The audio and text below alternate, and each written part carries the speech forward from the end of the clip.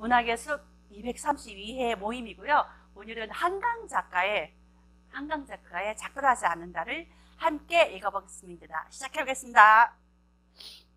자, 한강 작가에 대해서, 그리고 우리가 한강 하면은 이제 너무나 잘 알고 있는 그 5.18을 다룬 소설이 있습니다. 소년이 온다. 우리 문학의 숲에서도 한번 읽은 바가 있고 굉장히 깊은 감동을 주는 소설이었죠. 그래서 5.18과 4.3은 공통점이 많습니다. 그래서 5.18에서 4.3까지 한강 작가가 이렇게 이어져 온 걸로 보여집니다. 그래서 한강이 다루는 주제가 뭔지, 또 이 책에 대해서 한번 깊이 같이 여행을 떠나보겠습니다. 한강은 사실 저랑 나이가 비슷하네요. 1970년생이셔가지고 그렇지만 이제 대학생 때부터 워낙에 이제 문제가 뛰어나고 해가지고 학교 내에서도 굉장히 인기가 있고 관심을 받고, 아버지가 소설가인 건 다 알고 계시죠? 이제 한승원 작가님이 아버지여서 그 한강 작가가 이렇게 맨부커라는 큰 상을 받으니까 이제 한승원 작가가 아버지가 고향 마을에서 크게 잔치했다는 뉴스도 그때 봤던 기억이 납니다. 한강은 빛골, 광주에서 태어났습니다. 그러니까 한강이 사실은 소년이 온다를 쓴 것은 굉장히 뜻깊은 그런 것이라고 생각이 돼요. 그래서 광주에서 태어나고 93학번 연세대 국어국문과 출신 우리 문학의 숲에 박동찬 군도 이제 연세대 국문과죠. 그래서 연세대 국문과가 또 이렇게 출중하게 잘 활동을 하신 것 같습니다. 그래서 출판사에서도 공부를 했고, 또 이제 문학과 사회에서 이제 시로 등단을 했어요. 시로 등단을 한 다음에 소설을 쭉 많이 써왔는데, 이제 2005년에 이상문학상을 받았죠. 몽고반점을 받았는데, 이 몽고반점은 우리가 나중에 맨부커상을 받게 되는 이제 채식주의자가 있는데, 채식주의자라는 표제작 안에 3개의 작품이 있습니다. 채식주의자, 몽고반점, 그리고 세 번째 게 아마 뭔가 제목이 정확히 기억이 안 나는데 이제 연작 소설처럼 이어져 있고요. 그 중에 이제 몽고반점은 이상문학상을 받은 바가 있습니다. 그래서 채식주의자로 맨부커를 받은 것은 2016년. 이런 거 할 때 그때도 말씀드렸던 것 같은데, 맨부커상을 할 때는 작가랑 번역자랑 상급이 같아요. 왜냐하면 이 번역이 그만큼 또 중요하다고 하는 것 같습니다. 그래서 굉장히 많은 상을 받았죠. 많은 상을 받으면서 굉장히 우리 시대를 대표하는 작가인 것 같아요. 그래서 올해도 노벨문학상이 발표되는데, 올해는 이제 아프리카 출신의 영국 국적의 사람이 받았는데, 우리가 자꾸 한국에서는 노벨문학상이 안 나오냐 이런 얘기들을 하는데, 아무래도 작품성도 중요하지만 번역이 많이 돼서 세계적으로 독자들이 많이 읽혀야 되는 게 중요한 것 같습니다. 그래서 우리 문학이 많이 번역되는 게 중요하겠죠. 그래서 굉장히 많은 작품들을 썼는데요. 그래서 이제 채식주의자가 출간된 거는 2007년에 나왔고, 그리고 조금 많이 볼만한 책들이 어쨌거나 꽤 많이 사람들이 읽고 있는 책들인데, 히라버 시간 이런 것도 굉장히 사람들이 좋아하는 책이고요. 소년이 온다가 2014년작입니다. 2014년작이고, 시집으로 출판한 책은 그동안 앞서서는 없었는데, 2014년 역시 문학과 지성사에서 서랍에 저녁을 넣어두었다라는 시집이 나왔고요. 그리고 이제 작별하지 않는다는 바로 원래 나온 따끈따끈한 책입니다. 4.3에 대한 걸 썼다는 걸 알게 됐을 때 굉장하더라고요. 그리고 혹시 보신 분들 좀 있죠. 못 보신 분도 있고 보신 분들이 있는데, 보신 분들은 이 책에 나온 사투리 정도가 어떻습니까? 아, 그쵸? 이해가 다 되죠? 안 어렵죠? 그래서 굉장히 자연스럽게 썼더라고요. 그래서 우리 이제 한강 작가의 문학 세계를 좀 짚어보겠습니다. 한강은 어떤 어둠에서 빛으로, 뭔가 이제 어둠은 죽음이나 고통이나 이런 세계라면은 빛은 생명과 밝음과 어떤 삶을 이어가는 힘, 그런 것이라고 할 수 있는데, 이 한강이라는 작가는 뭔가 그렇게 빛을 갈망하는 그런 작가가 아닌가라고 이제 고영식 비평가가 얘기를 했었는데요. 그래서 보통 한강 소설에 나오는 인물들은 보면은 여러 작품들에서도 공통적으로 굉장히 뭐가 이제 막 이렇게 힘차게 뻗어나가거나 자기 주장을 내세우거나 막 이렇게 그런 이제 주인공들이 없습니다. 대부분 조용히 마치 작가처럼, 작가가 보면은 얼굴도 정말로 약간 사슴 같은 눈빛을 가지고 있는 것 같은데, 작가가 그 작가처럼 그 인물들이 자기 내면을 가만히 좀 응시하고 바라보는, 좀 조용조용하고 가만가만한 그런 인물들이 아닌가 싶어요. 그래서 여기 그 작가 이 작품들에 나온 인물들을 자기 내면을 이렇게 응시하면서 뭔가 그 안에서 밝음과 살아가는 그런 것들을 찾아가는 그런 작가가 아닌가라고 하고요. 그 작가적 가슴이라는 표현을 썼던데, 그 이제 한강이 그 작품 중에서 이제 내가 믿는 건 내 가슴뿐이야 이러면서, 그리고 젖가슴으로는 아무것도 죽일 수 없다. 뭔가 이제 평화, 이게 이제 폭력의 반대 지점. 이제 지금 바로 폭력에 대해서 말씀드리면, 자, 5.18이나 4.3이라는 것은 국가폭력이잖아요. 국가폭력인데, 그 한강의 작품 세계는 이거 전에서부터도 5.18 같은 걸 쓰기 전부터도 어떤 폭력이라는 것에 대해서 우리를 둘러싼 크고 작은 폭력에 계속적으로 그 관통하고 있었다고 생각합니다. 채식주의자가 뭐 읽어보신 분도 있고 안 읽어보신 분도 있을 것 같은데, 우리 명수 선생님 채식주의자 혹시 보신 적 있으세요? 채식주의자 보면은 어떤 게 나오냐면은 그 자기 딸한테, 작은 딸이 고기를 안 먹겠다 그래요. 근데 아마 제 기억에 아버지가 군인 출신이에요. 아버지가 그 전역한 군인 출신이라서 우리가 많이 상상할 수 있잖아요. 왜 이렇게 군인, 목사 이렇게 뭔가 자기의 어떤 철두철미한 이제 원칙이 있는, 그래서 가족 모임을 하는데 그 애기를 안 먹으니까 아버지가 딸한테 먹어 막 그러는 거죠. 먹어 하는데 딸이 거부하니까 나중에 거의 뺨을 때리는 그런 상황까지 하면서, 그래서 그 아버지 가정 내에서 이제 아버지의 그런 폭력을 통해서, 그것은 단지 어느 아버지뿐만 아니라 우리 사회에서 보통 이제 가부장이든 아니면 군사문화, 그렇죠. 아버지 직업이 군인으로 저기 된 것도 우리가 생각해 볼 만하죠. 그런 걸로 점철된 크고 작은 폭력에 대해서 성찰했다고 보여지고요. 그리고 소년이 온다와 작별하지 않는다는 다 국가가 자행한 폭력. 아, 요번에 그 모 대선 후보 때문에 5.18 그분이 5.18 빼면 전두환이 잘했다 그랬나요? 뭐 나쁘지 않다라고 해서 요즘에 되게 시끄럽죠. 그래서 사과해라 그러니까 또 하필이면 SNS에 사과 사진을 걔한테 건네주면서 뭐 사과를 먹니 안 먹니, 사과를 하니 안 하니라는 에피소드가 바로 지금 어제였나? 그런 상황이었죠. 누구라고는 말하지 않겠습니다. 어쨌거나 어떤 대선 후보가 그래서 전두환에 대해서 5.18 빼면 뭐 잘했다 이런 식으로 칭찬을 하더라고요. 그래서 참 그 피해자가 이제 몇백 명이 죽고 그 다음에 이제 몇천 명이 부상을 당하고 그 트라우마라는 것은 또 죽음을 목격한다는 것은 굉장하잖아요. 우리가 누가 다치는 것만 봐도, 피 흘리는 것만 봐도 우리가 굉장히 되게 잔상이 남아서 힘든데, 어떤 무수한 예측치 못한 백주대낮에 죽음을 봤다는 것은 트라우마가 지금 현재 진행 중인데, 그거에 대해서 그런 말을 그 사람들이 살아있는데 할 수 있다는 것은 굉장한 용기가 아닌가 생각이 들고, 그런 생각이 듭니다. 저는 그 4.3과 5.18을 비교하면, 제가 제주도 사람이지만 4.3은 그래도, 그리고 제가 직접적으로 우리가 4.3 저기 이렇게 유가족, 저는 4.3 이렇게 유가족 증을 저기 신청하면 받을 수도 있는데 아직 게을러서 안 받고 있는데, 제주항공 할인된다고 하더라고요.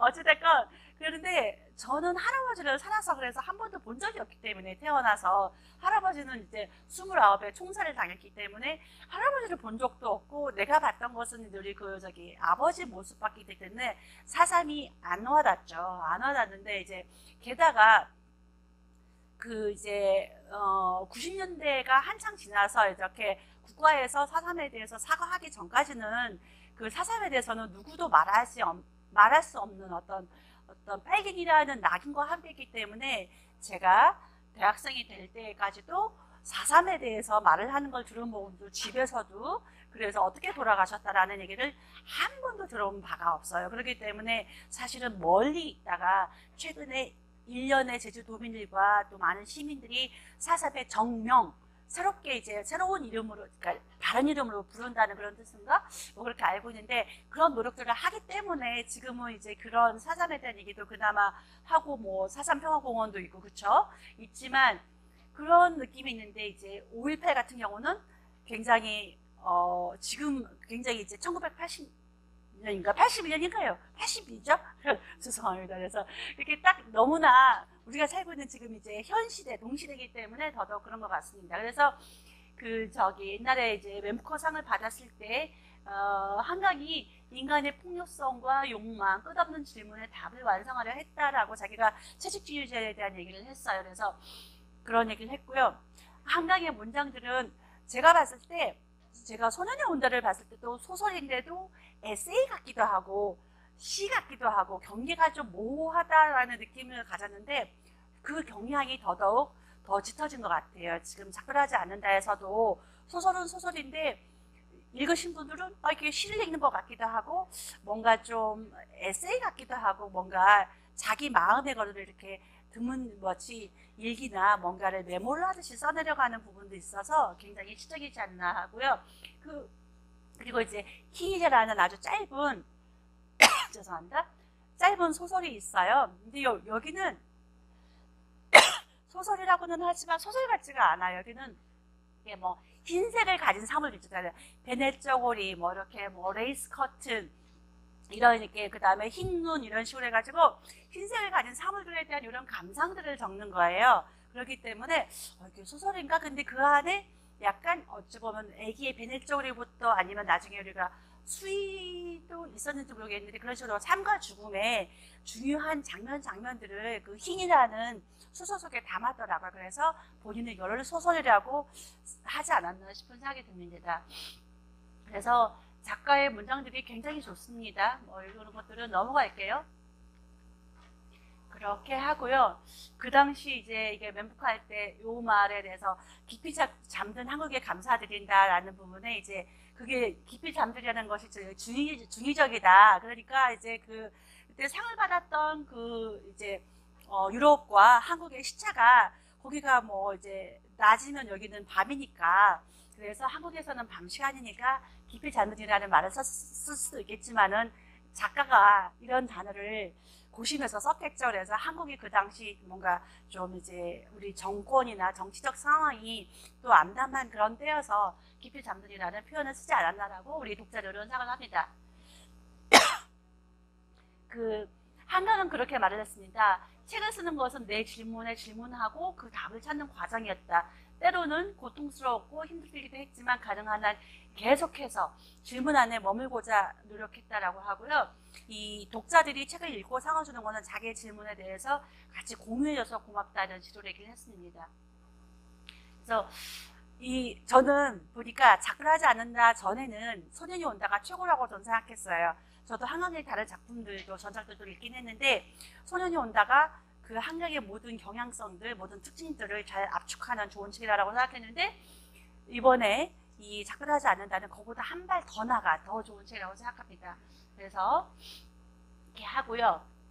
그래서 아까 저 조금 비교를 했지만 그래서 이제 다시 한번 하면은 소년이 온다와 작별하지 않는다가 같은 연장선에서 점진적으로 발전한 그런 것이기 때문에 소년이 온다에서는 그래서 뭔가 마지막 문장도 그렇고 자기가 죽은 자식한테 어린 아이였을 때 거기서는 소년이 온다에서는 중학생들이 많이 나옵니다. 중학생들이 많이 죽었거든요. 그 당시에.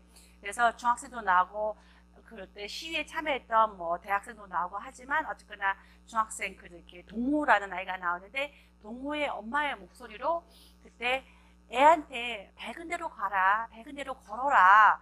왜 이렇게 그늘로 걷냐 이런 식의 하는 문장이 굉장히 마음 아프게 나오는데 그런 것처럼 뭔가 빛을 지향하는 아까 이제 어둠에서 빛으로 그렇게 말씀드렸죠. 그렇게 가는 것이고요. 그리고 여기서는 또 이렇게 굉장히 우리가 잔잔하면서 좀 충격적인 것은 귀신의 목소리로도 그 사건을 말을 하고 살아있는 사람의 목소리로도 과거를 회고하고 해서 여러 목소리가 같이 말을 하기 때문에 굉장히 한 장면에 대해서 여러 사람들이 개인이 어떤 큰 역사적 사건이 개인한테 쌓이는 것은 다 다르잖아요. 우리 삶에 미치는 영향도 다르고 그래서 그런 것이 그래서 여러 화자들이 말을 하니까 울림이 아주 또 큰 것 같아요. 여기 작별하지 않는다에서는 빛이라면 거의 약간 비견할 만큼 불꽃이 중요합니다. 여기서는 불꽃이 중요하고 이따가 조금 더 설명드리겠는데 이 불꽃은 흰 눈이 덮인 바람이 불고 눈이 자꾸 덮이는 제주라는 곳 또는 이제 거기에서 이제 그 뭔가 라이터를 켠다거나 뭔가 불을 켠다거나 했을 때 그 불꽃이 어떤 흰 눈이 다 덮여버리는 죽음의 세계 비극적인 것을 좀 이렇게 극복해주는 살리는 것이 이제 불꽃입니다. 그래서 여기서는 경화가 이제 시적 화자가 아니고 이제 서서를 이끌어가는 이제 주인공이 경화라는 사람이죠. 그래서 자기 시점에서 얘기를 하죠. 나 그리고 자기의 친구였고 동료였던 인선에 대해서 얘기합니다. 그래서 소년의 온도가 좀 더 진홍국 스타일이었다면 작별하지 않는다는 것은 여기도 물론 어떤 그런 큰 어떤 사건에 대해서 쓴다는 것 자체가 기본적으로 작가가 어떤 혼을 잘 내는 그런 거는 기본적으로 있으면서도 여기서는 좀 더 살아남고 사랑하고 그래서 이 작가가 그렇게 썼죠. 뭐 이렇게 광고 문구로도 썼고요. 이것은 지극한 사랑에 대한 그런 이야기이길 바란다라고 하는 건데 어떤 사랑에 대한 그런 이야기가 아닌가라고 생각합니다. 제주도는 뭐 잘 아시죠? 제주도는 저희가 중산간에서 태어나가지고 제가 아까 여기 다들 좀 아시는 분도 아시는데 저는 요쪽에서 태어났어요. 그래서 중산간 이제 4.3대 때 해안에서 5km 붙도는 다 빨간색으로 이렇게 쭉 해가지고 그 안에는 무조건 다 이렇게 소계령을 내려서 그 안에는 막 이렇게 불 지르고 다 죽이고 그렇게 했죠. 그래서 저희도 거기에 해당하는 우리 부모님도 해당하는 그 이제 마을 여기서는 이제 세천이라는 말이 나왔는데 저희 마을은 낙천이 이름도 비슷합니다.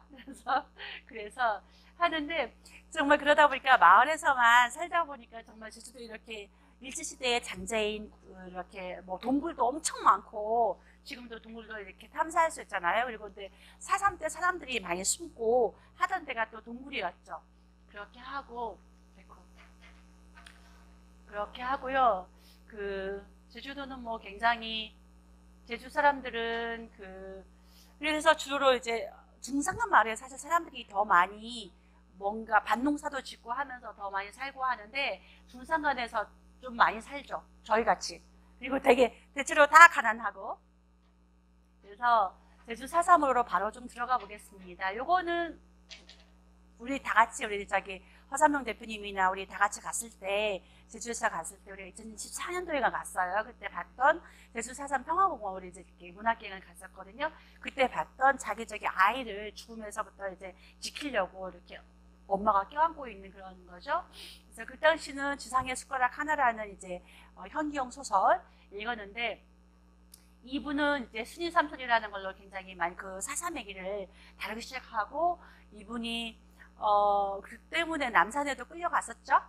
그 남산 이렇게 끌려가기도 했고 그렇지만 살아서 돌아왔으니까 얼마나 다행이니까 현기영 씨가 그런데 이분은 자기도 그래서 현기영 씨도 4.3도 자기한테 너무 적잖은 충격을 줘가지고 되게 말도 더듬기도 했다. 그리고 지금은 어쨌거나 숫자가 뭐 정확한 통계는 없지만 대부분 지금 나오는 얘기는 그 당시 30만에서 한 3, 4만이니까 그 한 10분의 1 이렇게 뭐 10명 중에 1명은 죽었다라고 볼 수 있죠.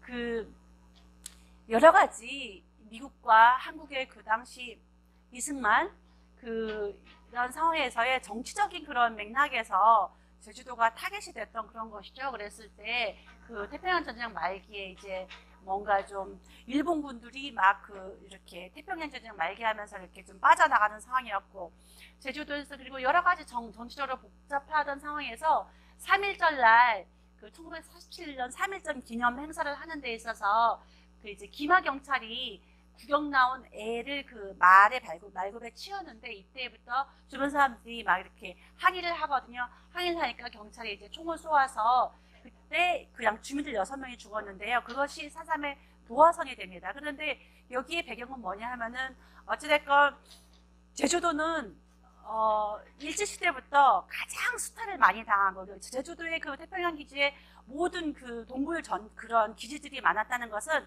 여기서 빼갈 수 있는 거 많이 빼갖고 그 당시 일제의 그런 친일파들이 많았을 거잖아요. 친일파들이 엄청나게 그 주민들을 괴롭혔는데 그래서 우리가 이렇게 민족 해방이 돼가지고 와 좋다라고 했는데 그래서 친일파들도 우리가 전국적인 상황이다 그랬지만은 자기들은 이제 큰일 났다 해서 이렇게 이렇게 엎드려 있었는데 그 당시 이렇게 미군이나 또는 뭐 이승만 정부나 봤을 때 그 새로운 정권이 수립되면서 뭔가 관리를 혹은 뭐 치안을 할 사람들을 임명을 해야 되는데 결과적으로 경찰력들이 대부분 그 당시 친일했던 그런 안 좋았던 그 안 좋은 사람들을 다시 쓸 수밖에 없었죠. 그렇게 하니까 이들이 그 나쁜 짓 하던 사람들이 더 기고만장하게 계속하니까 그 도민들은 불만이 엄청 많았을 거잖아요. 그런데 기마 경찰이 그렇게 사람들을 쏘니까 그때부터 전 도민들이 이제 그렇게 했죠. 그렇게 해서 하는데 그것을 그래서 1948년 4월 3일부터 1954년 9월 21일까지 이렇게 되는데요. 그래서 그때 이제 하는데 그래서 그때 제주 전도적으로 이렇게 선거에 참여하지 않는다 막 그런 것도 하니까 여기를 다 이제 이렇게 빨갱이들이 섭외다 해가지고 해서 하는데 문제는 이제 경찰이나 이제 서청이라고 지금도 이제 자기가 서청 출신이라고 이제 활개치는 사람이 있었죠. 전에 박근혜 정부 때도 있었고 그런데 서청 단원들이 해서 대대적으로 이제 도에 들어왔습니다. 그래서 일반 도민들을 이제 죽이기 시작하죠. 그래서 아무튼 그런 식의 복잡한 그래서 여기 이승만 정권이 어쨌거나 저희 그 사슴 사건에 엄청난 그 이제 원죄 5.18에 전두환이 그렇게 원죄가 있었다면은 이때는 4.3은 이승만 정권이 제주도민들을 엄청나게 죽인 거죠. 그래서 지금도 약간 보수적인 정치인들은 뭐 이승만을 한국의 무슨 건국의 뭐 아버지니 뭐니 하는데 제주도 사람들로서는 이가 갈리는 그런 일이죠. 그런 일들이 많이 있었고요. 노무현 대통령 때 이제 그 과거사에 대해서 하면서 진상규명을 하면서 사과를 합니다.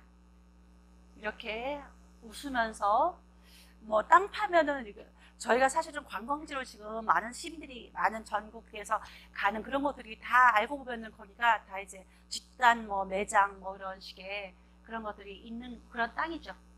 그래서 지금도 그 제주 다크투어라고 있어요. 다크투어라는 것은 4.3의 어떤 이제 흔적을 따라가서 보는 그런 투어인데 다크투어를 해보시면은 또 이제 그런 곳들을 갈 수 있습니다. 그 지슬 영화가 이렇게 많이 알려져 있었죠. 많이 좀 이제 슬픈 영화인데 여기도 실제 있었던 사건을 배경으로 해가지고 지슬 영화가 옛날에 있었고 그때 동광리, 서광, 동광 이렇게 말이 있는데 역시 중산간 마을이에요.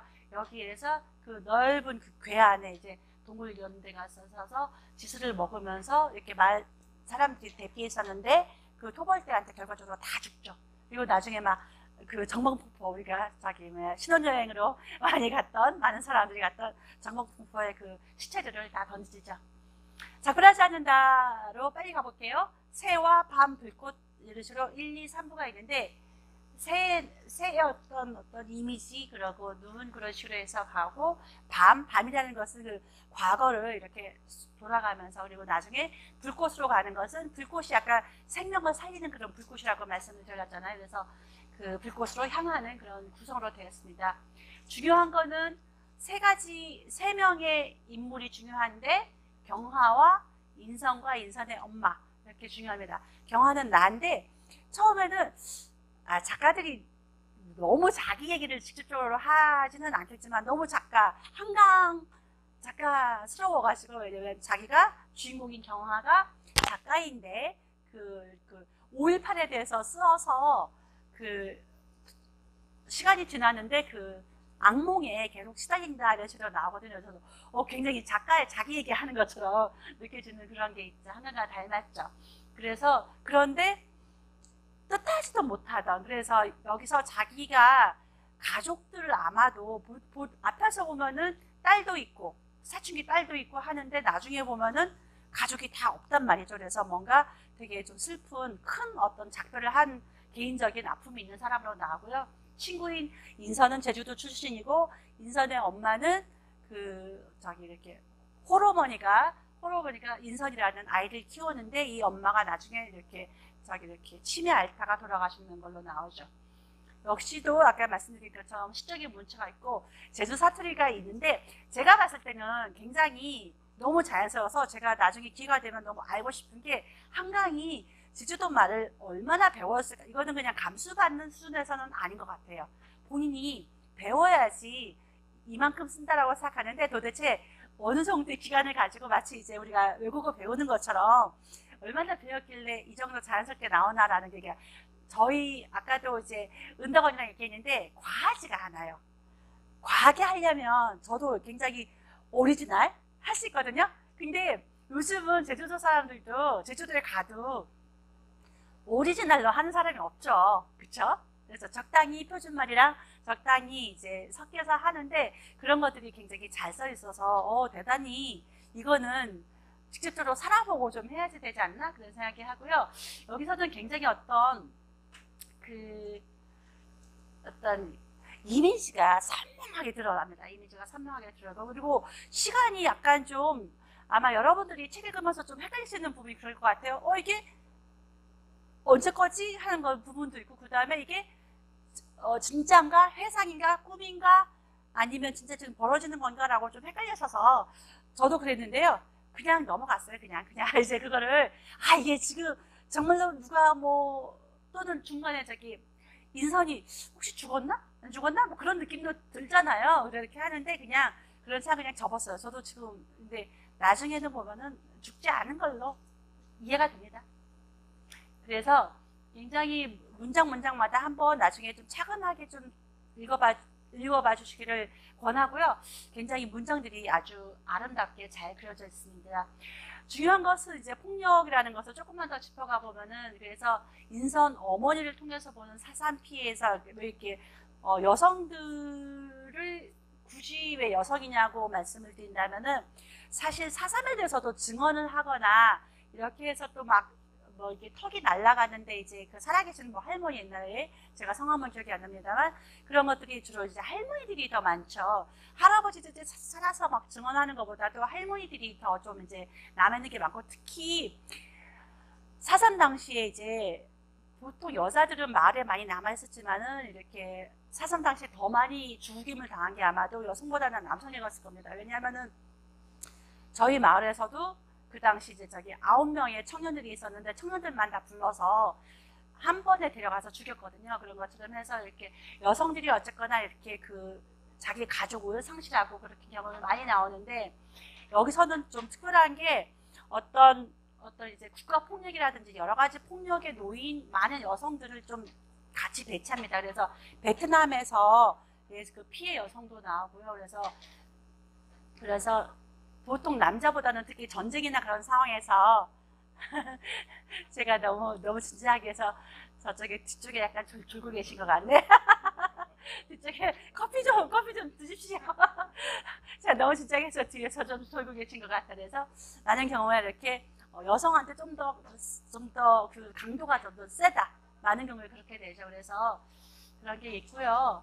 그러다 보니까 제가 외국도 그런 것 같아요. 외국에도 이를테면 중남미나 이런 데서도 피노체트 정권 안에서 많은 실종자들 거기서도 몇만 명이 실종되고 했죠. 피노체트 때도 쿠바 그런 것처럼 그럴 때 이제 많은 엄마들이 뭔가 실종자나 사망자를 찾으려는 그런 운동을 많이 하잖아요. 그래서 외국도 그렇고 제 기억에도 외국도 그렇고 여기 한국에서도 그렇고 이 보라색 스카프 약간 자주색 스카프 이게 좀 무슨 상징인지 이걸 많이 하더라고요. 그래서 우리나라도 이제 민가협 민주화 실천 가족운동협의회네요. 이분들도 계속적으로 그런 활동들을 해왔고 보면은 우리 한국에서도 이렇게 민주화라는 아주 대단한 역사를 갖고 있는데 여기에서도 보면은 이하늘 열사의 어머니나 전태 열사의 어머니들이 굉장히 자기 자식을 너무 불의에 잃게 되었지만은 자식의 뜻을 이어받아서 활동하는 거 보면은 이럴 땐 또 어머니들이 정말 또 훌륭하시다 그런 생각을 하게 됩니다.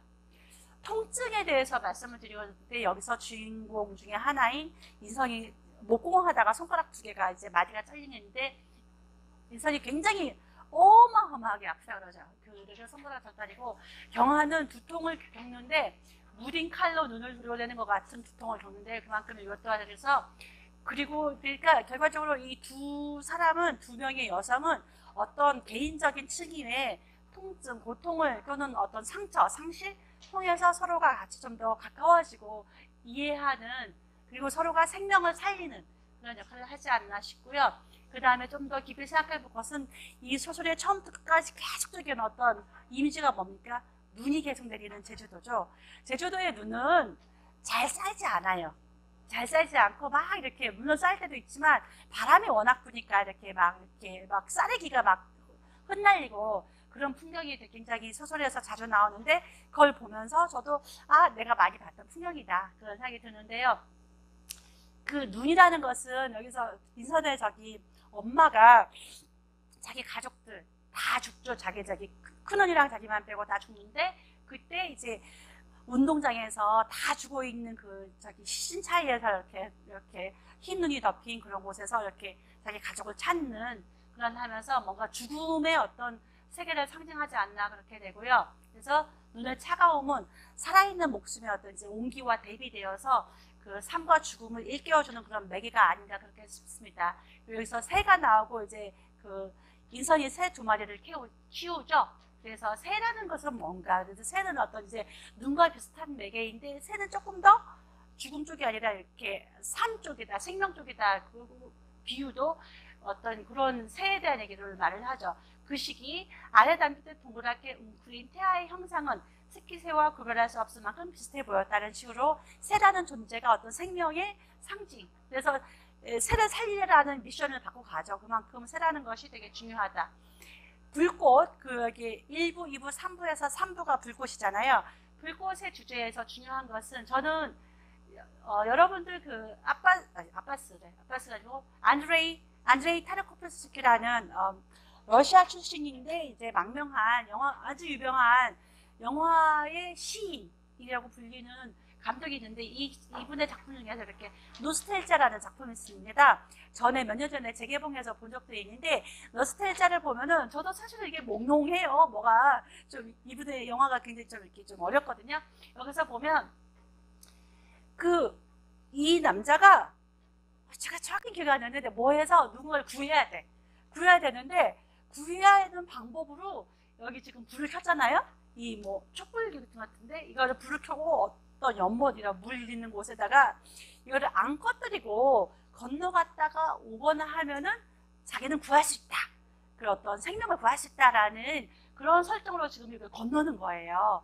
그런 장면이 굉장히 어떤 인상적인데 여기서도 맨 마지막에 이제 불꽃을 피우는 것 이런 것이 어떤 상징적으로 인선의 생명을 구하는 것이 아닌가. 인선이 이제 죽을 수도 있잖아요. 그렇지만 그런 승객이 아닌데 거의 맨 마지막 그거거든요. 한번 이것만 읽어볼게요.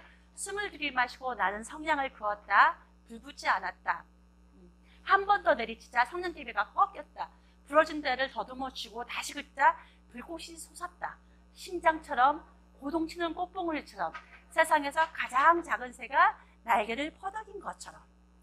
여기가 모든 작가가 말하고자 하는 주제가 집약적으로 다 담겨있는 그런 단어인 것 같습니다. 그래서 이것도 역시 아까 소년이 온다보다는 좀 더 덜 전면적으로 내셨지만 그래도 죽은 자들을 뭔가 좀 위로하기 위한 그런 문학이 아닌가.